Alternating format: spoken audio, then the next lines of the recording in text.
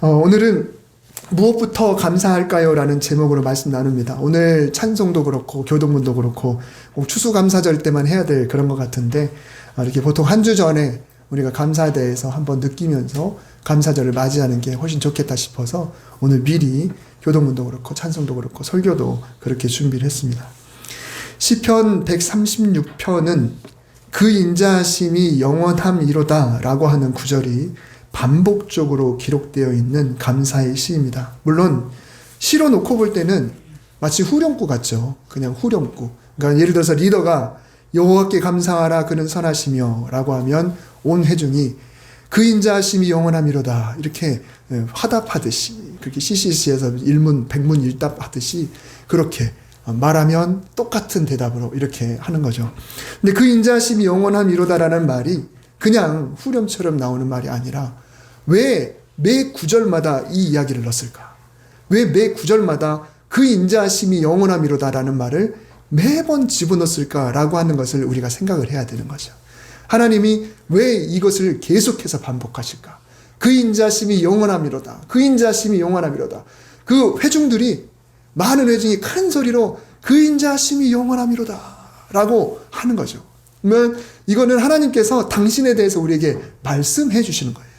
내 인자함은 영원해. 멈추지 않을 거야. 내 인자함은 변함이 없어. 내 선함과 인자함은 영원해 라고 하나님이 말씀해 주시는 겁니다. 그것은 우리에게 마치 세뇌하듯이 그렇게 하시는 말씀인데 우리가 혹이라도 하나님을 오해할까 봐 나를 향한 하나님의 인자하심이 여기까지인가? 혹시 하나님이 나를 사랑하지 않는 거 아닌가? 왜 하나님이 나에게 이렇게 하실까라고 혹시라도 우리 마음이 흔들릴까 봐 하나님은 반복해서 나는 그런 존재야. 내 인자함이 영원해 라고 계속해서 말씀을 하시는 거죠.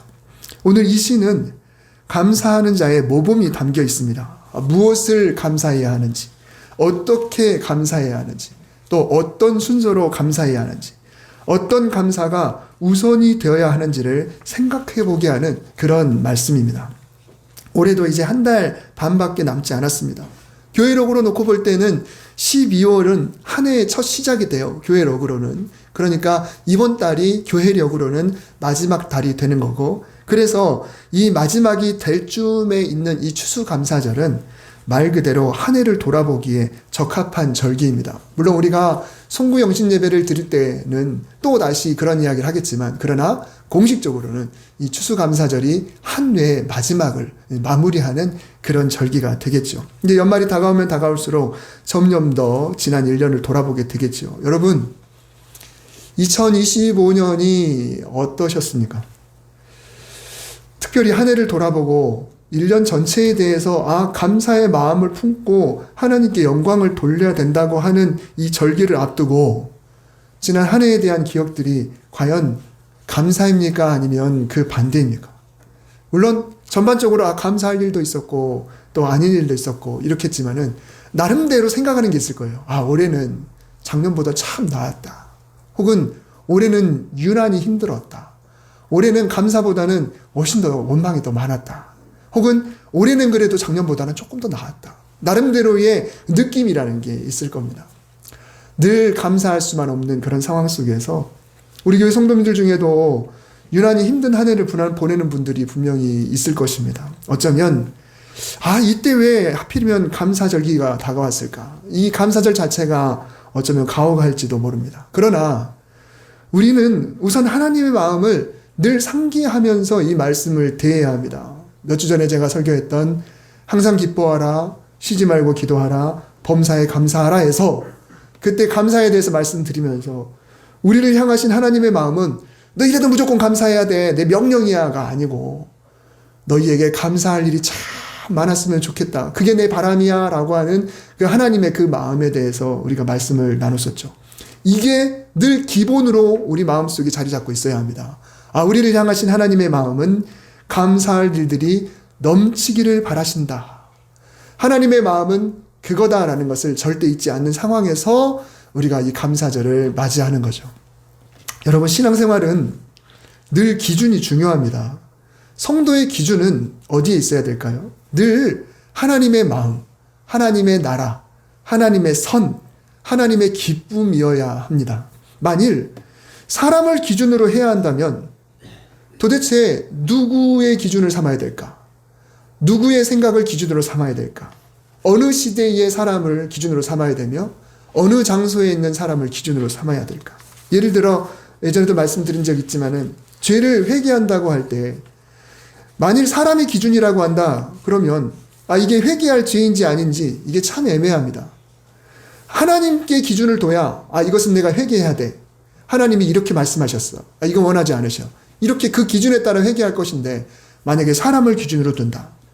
누군가에게는 잘못했다고 생각하는 그런 일이 있는데 다른 누구에게는 그게 뭐 잘못이야 라고 여길 수가 있겠지요. 그래서 우리가 가족이나 지인들과 서로 대화를 나누다가 내가 아무개에게 이번에 큰 실수를 했잖아. 그 사람에게 이렇게 저렇게 내가 얘기했지 뭐야. 너무 미안하더라고. 아무래도 내가 내일 가서 사과를 해야 될 것 같은데 어떻게 지혜롭게 말하는 게 좋을까? 이렇게 질문을 했어요. 그랬더니 상대방이 뭐라고 그러냐면 뭐 그런 말 할 수도 있는 거지. 틀린 말도 아니잖아. 네 얘기가 일리가 있어. 그런 말도 이해하지 못하면 상대방 잘못이지. 뭘 그거 가지고 굳이 가서 사과해. 이렇게 이야기할 수가 있는 거예요. 그러니까 나는 잘못했다고 생각하는데 누군가에게는 그게 잘못이 아닌 게 될 수 있는 거죠. 그러면 하나님에 대해서도 마찬가지입니다. 회개도 그래요. 하나님께 회개할 일이 다른 사람에게는 회개할 필요가 없는 일일 수가 있습니다. 그래서 하나님께도 내로남불이 되는 거예요. 또 어떤 사람은 처음에 죄를 지을 때는 어머나 내가 하나님 앞에 이렇게 잘못했네 라고 생각했다가 시간이 점점 지나면 점점 합리화하면서 내가 이거는 잘못한 게 아닌 것 같은데 라고 회개를 안 할 수도 있는 거고요. 어떨 때는 시간이 지나면 아예 회개할 그런 잘못조차 기억이 안 날 수도 있어요. 그러니까 회개의 기준을 사람에게 찾을 수가 없는 거죠. 모든 기준은 하나님께, 하나님의 말씀에 둬야 되는 것입니다. 그렇다면 감사의 경우는 또 어떨까요? 감사해야 할지, 감사해야 말아야 될지, 감사하지 말아야 될지 그 기준이 과연 누구에게 있을까요? 마찬가지로 당연히 하나님께 있어야 합니다. 회개와 마찬가지로 감사의 기준도 만일 사람이라고 한다면 어떤 일이 벌어질까요? 누군가에게는 감사해야 한다고 생각되는 일이 다른 누군가에게는 굳이 감사할 필요가 없다고 여기는 경우가 있습니다. 마찬가지로 내가 누구와 대화를 했어요. 내가 이번에 아무개에게 큰 도움을 받았어. 그 사람이 이렇게 저렇게 나한테 해줬어. 너무 감사하더라고. 아무래도 내일 출근할 때 손편지 한 장 쓰고 커피 맛있는 거 하나 테이크아웃해서 출근 전에 책상 위에다가 올려놓을까 봐. 그렇게 조금이라도 내 마음을 표현하고 싶어. 이렇게 이야기를 했어요. 그랬더니 듣던 사람이 뭐 그런 것 가지고 감사하고 그래. 되게 피곤하게 사네. 누구나 하는 거 아니야? 당연히 해야 할 일 그냥 한 것뿐인데 겨우 그것 가지고 감사 인사 받아야 된다면 그 사람이 속 좁은 사람이야. 그런 거 일일이 다 감사한다면은 우리가 어떻게 살겠냐? 이렇게 이야기를 할 수가 있는 거죠. 누군가에게는 그 일이 너무 소중하고 감사한데 누군가에게는 그렇지 않을 수 있다는 거예요. 하나님을 향한 감사도 마찬가지겠죠. 감사의 기준이 만일 사람에게 있다면 분명 하나님은 베풀어 주신 분이신데 그런데 정작 받은 본인은 감사할 만한 일이라고 인정을 해야 감사할 것이고 그걸 인정하지 않으면 감사하지 않을 거예요. 이 정도야 하나님이 그냥 당연히 하는 일 아닌가. 혹은 특별히 나한테 하나님이 더해준 건 아니잖아. 저 사람도 다 받았는데 뭘 이걸 감사해. 이렇게 될 거 아니에요. 로또 1등이 만약에 1명이었다. 그러면 얼마나 많은 돈이 있어요. 근데 로또 1등이 우연히 100명이었다. 그러면 감사가 확 줄어들겠죠. 금액이 그냥 쭉 떨어지니까요. 또 감사할 수 없는 일에만 집중하다 보면 정작 감사해야 될 일마저 보이지 않을 수가 있습니다. 그래서 하나님께 기준을 둔다는 것이 너무 어려운 건 사실이지만 어떻게든 그렇게 해보려고 노력해야 돼요. 하나님이 나에게 뭘 주셨을까? 하나님이 나에게 베풀어 주신 것을 좋은 쪽으로 생각하는 겁니다. 여러분 좋은 쪽으로 생각하는 게 우리 신앙에 굉장히 유익하거든요. 하나님이 나에게 어떻게 하셨나? 하나님이 기준을 담아두신 성경 말씀이 있습니다. 그리고 기도를 통해서 대화를 하고 그리고 늘 깨닫도록 도와주시는 성령님을 구하면서 늘 하나님을 생각하다 보면 그분의 감사함이 계속해서 파도처럼 밀려오게 되겠죠. 이스라엘 백성들에게 있어서 역사를 통해 하나님의 그 놀라운 능력과 그 은혜를 경험한 가장 큰 사건은 단연 출애굽 사건입니다. 그래서 구약 성경을 읽다 보면 구약의 위대한 믿음의 사람들이 찬양의 노래로, 감사의 노래로 올려드릴 때, 백성들에게 하나님을 소개할 때 늘 그걸 언급해요. 제가 계속 말씀을 드리죠. 그게 바로 출애굽 사건입니다. 애굽의 10가지 재앙을 내리시되 마지막 10번째 재앙, 장자의 죽음, 그리고 첫 새끼들을 죽게 하셔서 결국 바로가 두 손 두 발 다 들게 하고 모든 남녀노소 그리고 재물들까지 다 챙겨주면서 금은보화까지 챙겨주면서 가라고 이렇게 했을 때 홍해를 건너고 민족적인 세례를 받고 통과하면서, 그리고 홍해 뒤로 바로의 군대들을 완전히 수장시키는 그 사건, 그리고 광야를 통과하게 하고 여러 이방 민족들과 싸움에서 이기게 하신 사건, 마침내 요단강을 건너게 하시고 가나안 땅을 기업으로 얻게 하신 그 엄청난 사건이 민족적인 가장 큰 사건이죠. 이 일들은 구원의 모델이 되었습니다. 하나님은 우리를 구원하셨다. 이 일들이 온 민족의 구원 사건인데 민족 전체의 간증이죠. 그리고 후손에게 계속 가르쳐서 내내 너네가 잊지 말아야 된다라고 할 그런 감사의 사건입니다.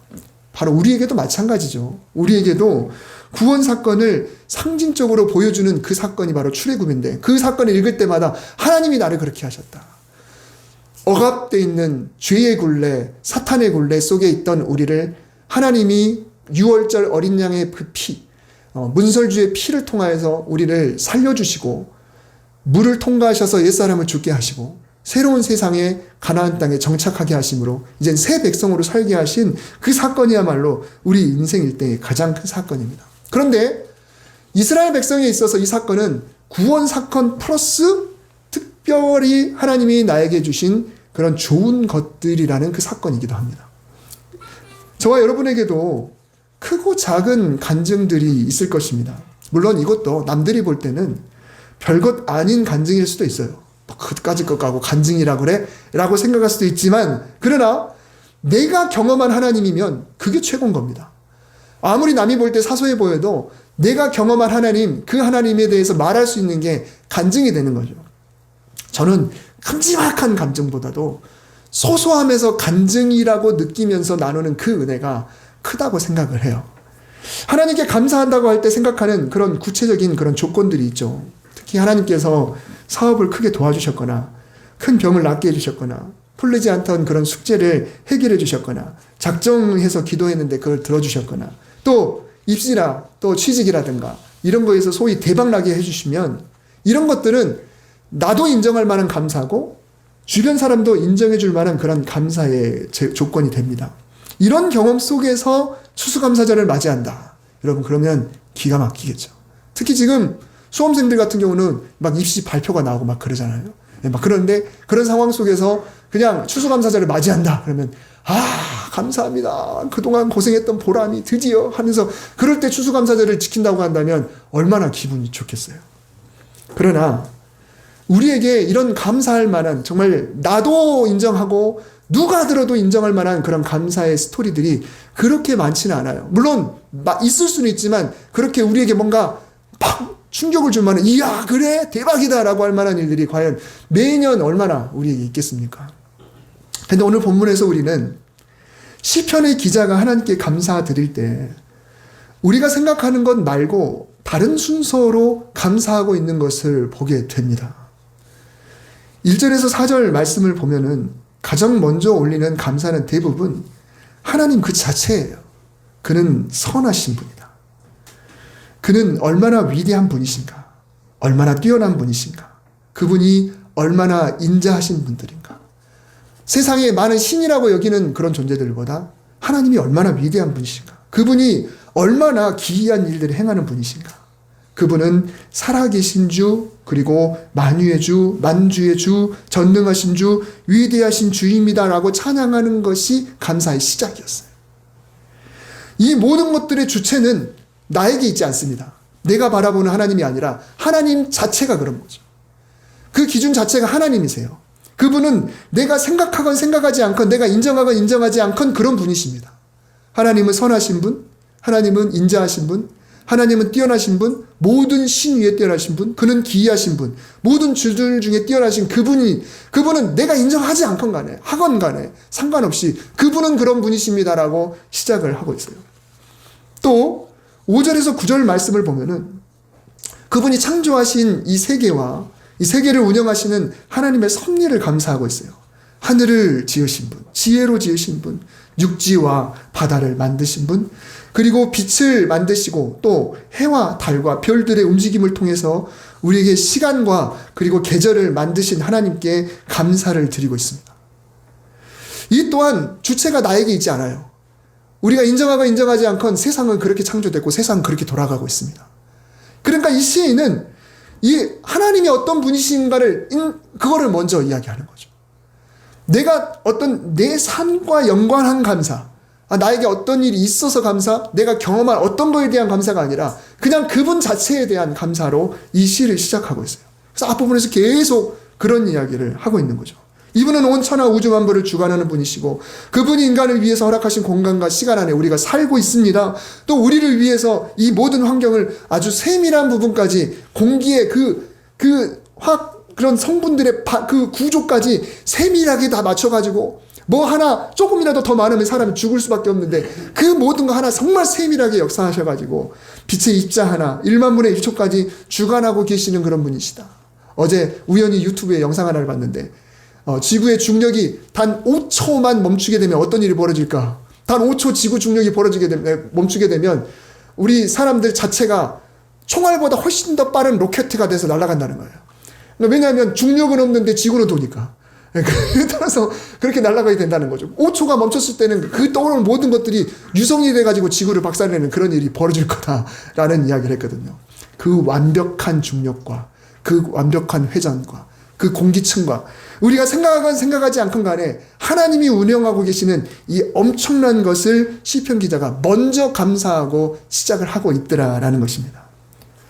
그리고 나서 그 다음에 비로소 이스라엘 민족의 간증거리를 이야기하고 있어요.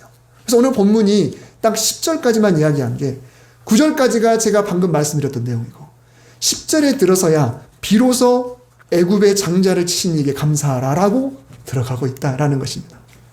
비로소 먼저 하나님 자체에 대한 감사, 그분이 하신 일, 이 자연, 우주 만물, 그 위에 대하신 그분에 대한 그 감사를 최대한 올리고 나서 이제 실제로 있었던 일에 대해서 한번 이야기해보자. 그게 뭐냐? 애굽의 장자를 치는 그 10번째 재앙부터 한번 우리가 이야기해봅시다 라고 하는 거죠. 출애굽과 광야 생활, 그리고 가나안 입성의 사건이 그 다음 10절부터 24절까지 계속해서 이어지게 됩니다. 이 사건은 분명히 그들이 과거에 겪었고 느꼈고 받았던 그런 사건이고 인식하지 않으려야 않을 수 없는 그런 놀라운 객관적인 사건. 이스라엘 백성 자체들도 우리가 생각할 때도 일은 진짜 엄청난 일이야. 주변에 있는 민족들이 어떻겠나요?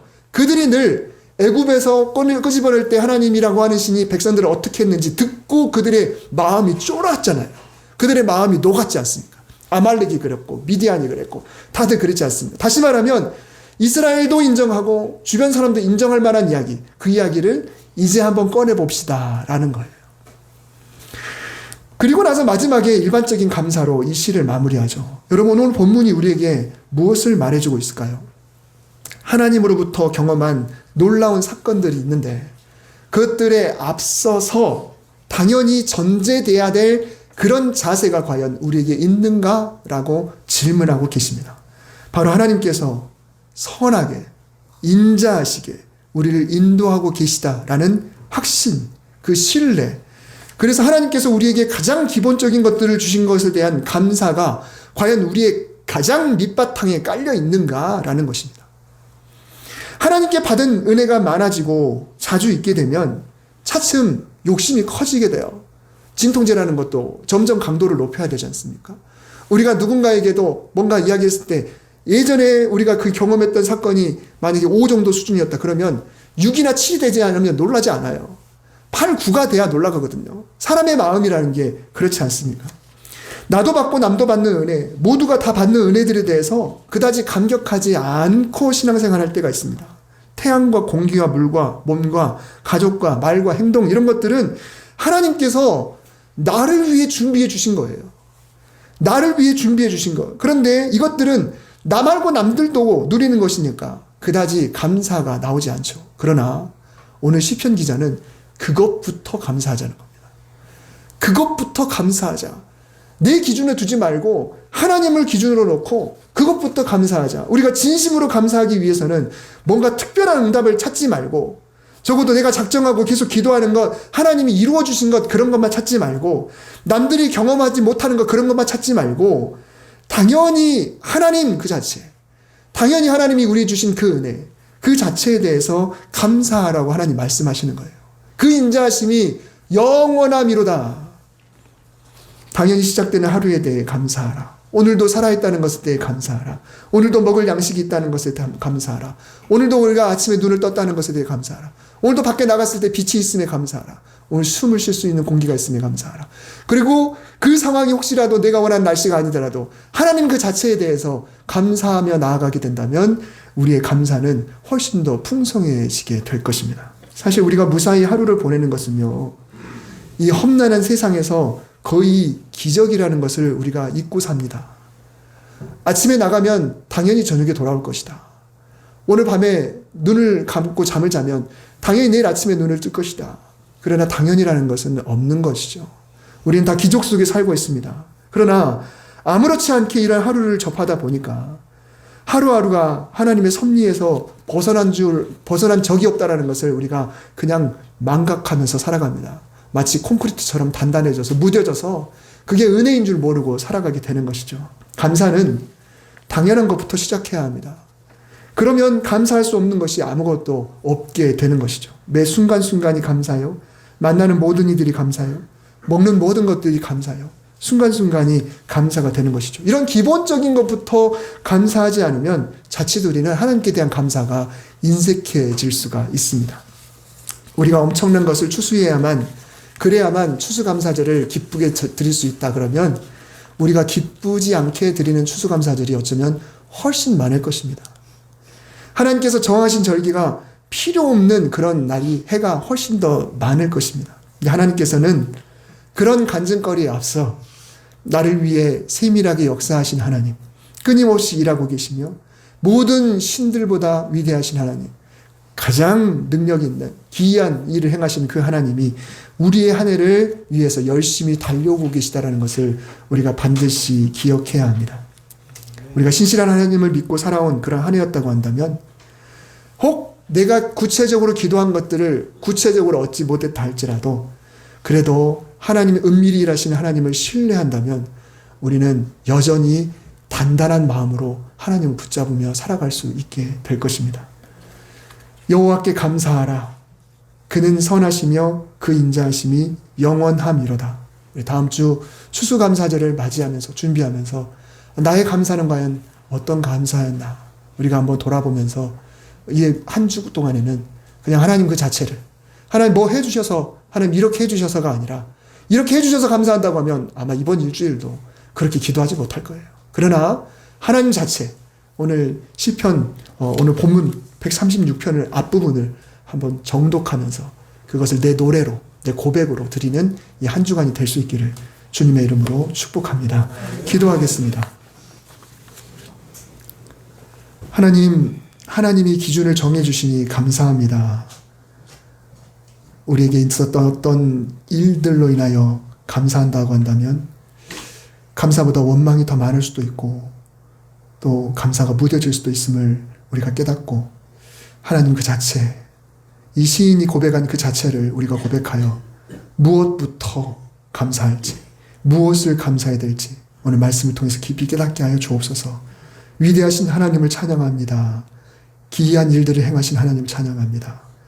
유일하신 하나님, 또 우리를 사랑하신 하나님, 사랑이 한이 없으신 하나님, 우리를 위해서 졸지도 주무시지도 않으시고 아침마다 또 새로운 이벤트로 세밀하게 일하시는 하나님을 찬양합니다. 그 감사가 쌓이고 쌓여 우리가 다음 주 추수감사절을 보내겠사오니 우리의 마음 자세가 더 뜨거워지게 하시고 감사가 넘쳐날 수 있도록 주여 축복하여 주옵소서.